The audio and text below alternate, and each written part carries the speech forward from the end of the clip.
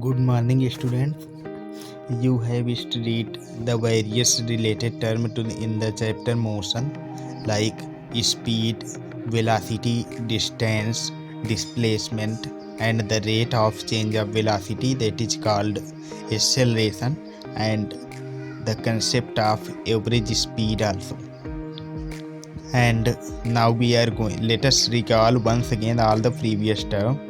The speed is the distance per unit time traveled by an object measured in meter per second as its SI unit. And the velocity is the more comprehensive way to express the speed of an object, and the unit of velocity is the same as that of speed, that is meter per second. And displacement is the shortest distance for motion of an object between final to initial point of the journey. And the rate of change of velocity is called acceleration. In this video I am going to explain the graphical representation of motion. Dear students, you are already familiar with this fact that what is the graph. We know that this is the best suitable way for the representation of a data.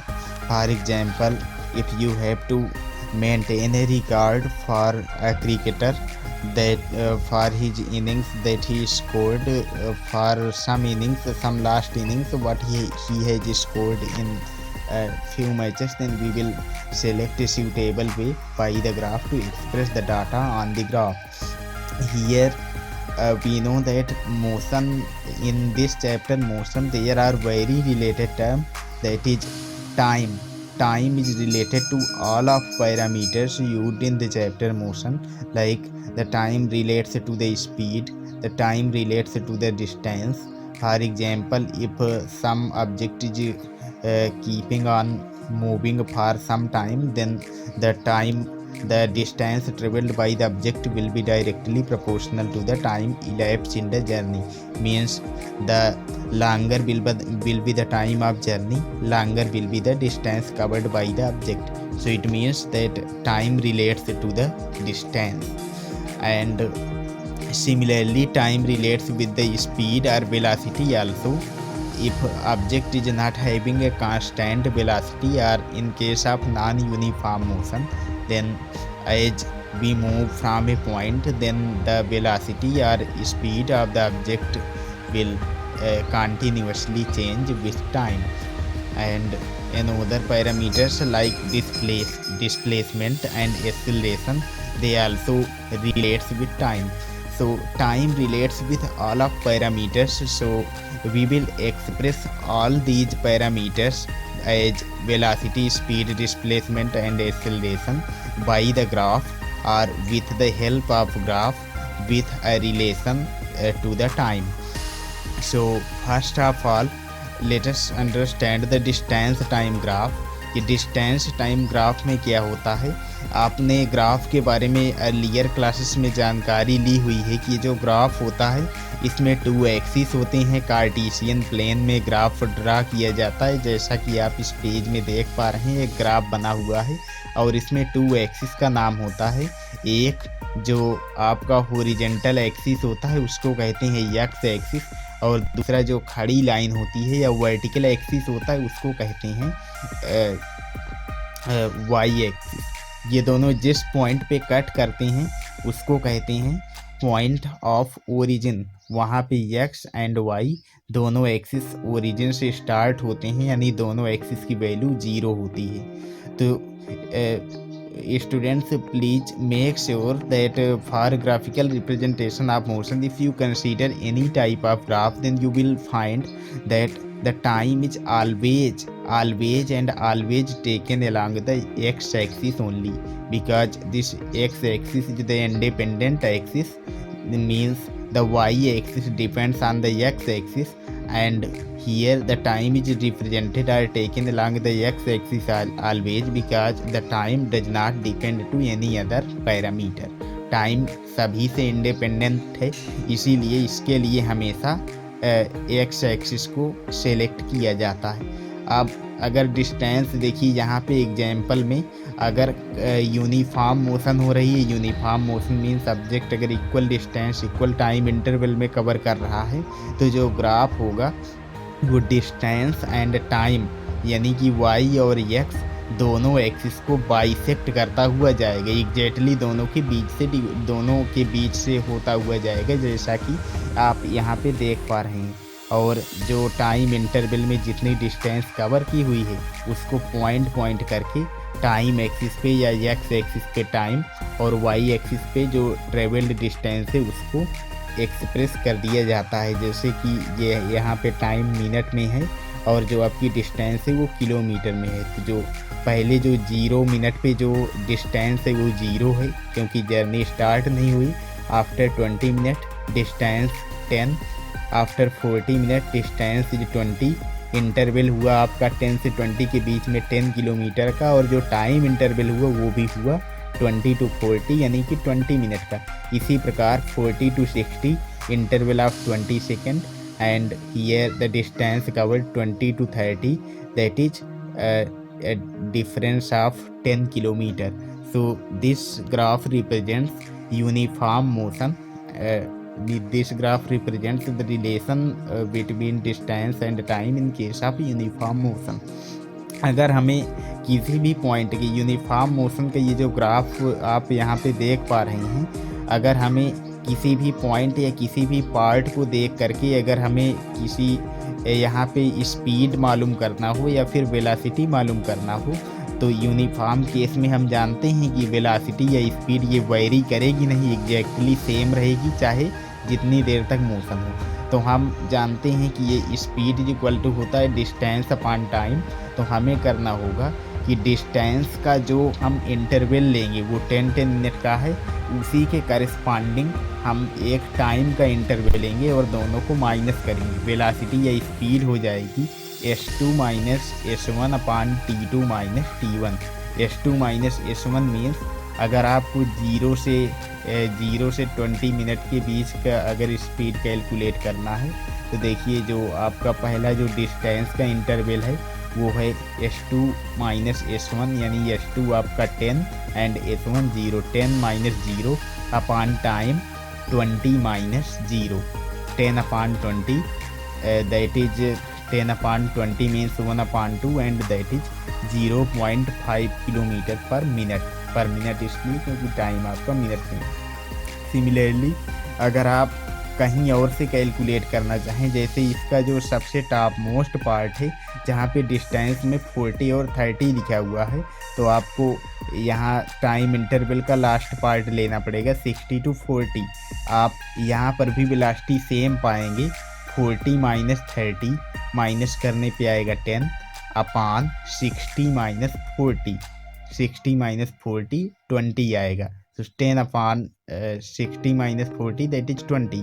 10 upon 20 is equal to, answer will be the same, 0.5 kilometer per minute. So this is the story of uniform motion and with graph distance time graph. Now in case of non uniform motion हम जानते हैं कि object equal time interval में unequal distance cover करता है। तो देखिए ये जो डिस्टेंस का इंटरवल है, टाइम इंटरवल आपका फिक्स रहेगा, बल्कि जो डिस्टेंस का इंटरवल है वो अनफिक्स्ड रहेगा, क्योंकि ऑब्जेक्ट आप यहाँ ये पिछले पेज में ये यहाँ टेबल में देख सकते हैं जो आपका टाइम इंटरवल है और डिस्टेंस है। पहले 0 सेकेंड में 0, 2 सेकेंड में 1 मीटर, डिस्टेंस मीटर में है, 4 सेकेंड में फिर 4 मीटर, 6 सेकेंड में 9 मीटर, यानी ये जो 1, 4, 9, 16, 25, 36 ये जो आपका डिस्टेंस है ये फिक्स्ड नहीं है और जो टाइम इंटरवल है वो फिक्स है। तो in non uniform motion the object covers unequal distances in equal interval of time. और ऐसे केस में जो ग्राफ होगा वो डिस्टेंस और टाइम दोनों को बाइसेक्ट ना करता हुआ थोड़ा सा डिस्टेंस एक्सिस की ओर झुका रहेगा, जैसा कि आप फिगर नंबर 8.4 में देख पा रहे हैं। इसके बाद वेलोसिटी टाइम ग्राफ, ये थोड़ा ज़्यादा टाइप के हैं। वेलोसिटी टाइम ग्राफ में ये पहला ग्राफ जो आप देख रहे हैं ये कांस्टेंट मोशन के लिए है, जब ऑब्जेक्ट की वेलोसिटी ना बदल रही हो। ये जो ग्राफ आपका है ये 40 से एकदम सीधे आ रहा है टाइम एक्सिस के पैरेलल। इसका मतलब ग्राफ ऊपर नीचे नहीं हो रहा है, तो वेलोसिटी कांस्टेंट है, और वो कांस्टेंट वेलोसिटी कितनी है 40 kilometre per hour. Time interval आगे बढ़ता जा रहा है। अब यहाँ पे ये जो रेक्टेंगुलर रीजन यहाँ पे जो कलर किया गया है ये इसलिए कि अगर कहीं इस वेलोसिटी टाइम ग्राफ से आपको डिस्प्लेसमेंट कैलकुलेट करना हो, तो आप जानते हैं डिस्प्लेसमेंट अपॉन टाइम वेलोसिटी होता है, तो इसी को और मॉडिफाई करेंगे तो आपको मिलेगा velocity into time is equal to displacement.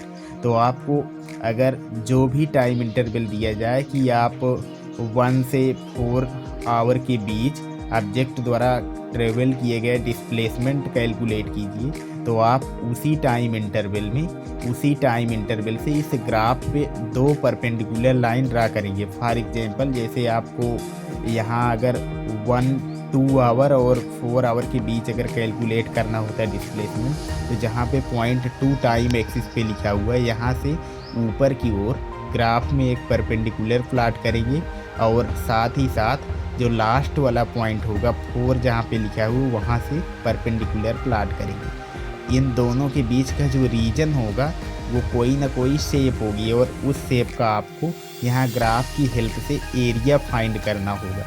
Students make sure this is the concept that the area of velocity time graph gives displacement निकालना है तो आपको ग्राफ का एरिया मालूम करना होगा। और अगर ये कांस्टेंट मोशन है, कांस्टेंट वेलोसिटी से मोशन है, तो आपका ग्राफ ऑलवेज टाइम एक्सिस के पैरेलल होगा।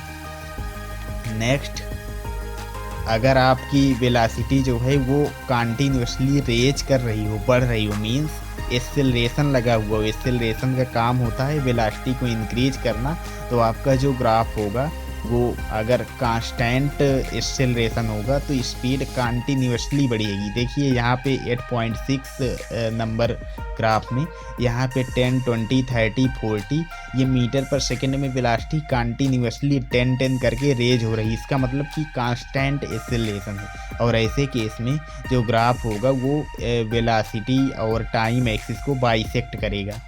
इसके बाद जो आपका अगर कहीं पे वेलोसिटी डिक्रीज हो रही हो, कम हो रही हो, तो आपका ग्राफ ऊपर से नीचे की ओर आएगा।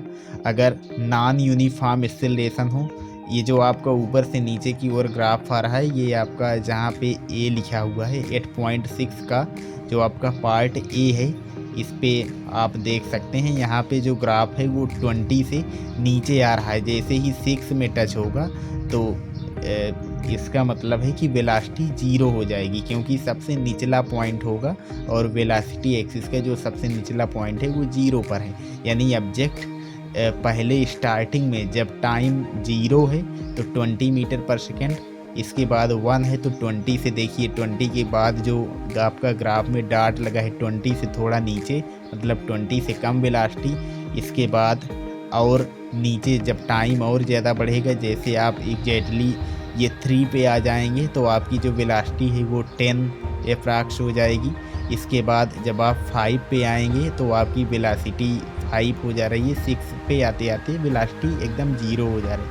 तो अगर वेलोसिटी डिक्रीज हो रही होगी यानी ऑब्जेक्ट में रिटार्डेशन होगा, तो वो आपका जो ग्राफ वेलोसिटी टाइम ग्राफ हो वो ऊपर से नीचे की ओर आएगा। अगर नॉन यूनिफॉर्म एक्सेलरेशन है, कभी स्पीड बढ़ रही है कभी घट रही है, तो आपका ग्राफ ये जैसे कि आपका फिगर नंबर बी में रिप्रेजेंट किया, सॉरी ग्राफ बी में रिप्रेजेंट किया गया है, वैसे होगा। ये जिग जैग करके कोई भी इरेगुलर लाइन होगी। इतने टाइप के ग्राफ इसमें आपके चैप्टर्स में हैं, आप इनको ये बुक में टेक्स्ट के हिसाब से पढ़ें, समझने की कोशिश करें। हम नेक्स्ट क्लास में आपको ये ग्राफिकल रिप्रेजेंटेशन या ग्राफिकल मेथड से बताएंगे कि कैसे इक्वेशन ऑफ मोशन टाइप किए जाते हैं, इनके एप्लीकेशंस क्या होते हैं, जनरल मेथड भी हम आपको सिखा देंगे। और फिर इस पर कुछ आप applied question, numerical problems solve करेंगे, तो ये कंसेप्ट एग्जैक्टली क्लियर हो जाएगा। आपको यहाँ पे स्पेशली 2-3 पॉइंट, 2-3 कंसेप्ट, 2-3 चीज़ें माइंड पे बिठाना है। वो पहला ये है कि आपका जो speed time distance time graph वो 2 टाइप के लिए हैं। अगर कहीं पे यूनिफॉर्म मोशन होगी तो आपका जो ग्राफ होगा वो टाइम और डिस्टेंस दोनों एक्सिस को बाइसेक्ट करेगा। नॉन यूनिफॉर्म अगर मोशन है तो उसमें जो ग्राफ होगा वो डिस्टेंस एक्सिस की ओर झुका रहेगा। इसके बाद वेलोसिटी टाइम ग्राफ 3 टाइप्स की, अगर कांस्टेंट मोशन है तो जो वेलोसिटी टाइम ग्राफ होगा वो टाइम एक्सिस के पैरेलल, अगर कहीं पे वेलोसिटी इंक्रीज कर रही है कांस्टेंट एक्सेलरेटेड मोशन है तो आपका जो ग्राफ होगा वो वेलोसिटी एंड टाइम एक्सिस को बाइसेक्ट करेगा। अगर वेलोसिटी डिक्रीज हो रही है यानी कि रिटार्डेशन लगा हुआ है, ब्रेक लगा हुआ है, तो जो आपकी वेलोसिटी वो डिक्रीज होगी, डिक्रीज होते होते जीरो आ सकती, जीरो पे भी आ सकती है। इसके बाद अगर कहीं पे एक्सेलरेटेड मोशन ना हो करके अगर कहीं पे नॉन यूनिफॉर्मली एक्सेलरेटेड मोशन है, मतलब कहीं पे एक्सेलरेशन हो रहा है, कहीं पे वेलोसिटी डिक्रीज हो रही है। देखिए यहाँ पे जो जहाँ पे ग्राफ नीचे की ओर आ रहा है इसका मतलब वहाँ पे उस पॉइंट पे वेलोसिटी डिक्रीज कर रही है, फिर ऊपर की ओर जा रहा है वेलोसिटी फिर इंक्रीज हो रही है। तो अगर इरेगुलर एक्सेलरेशन है तो ग्राफ आपका velocity time graph zigzag करके एक लाइन होगी। That's it, thank you.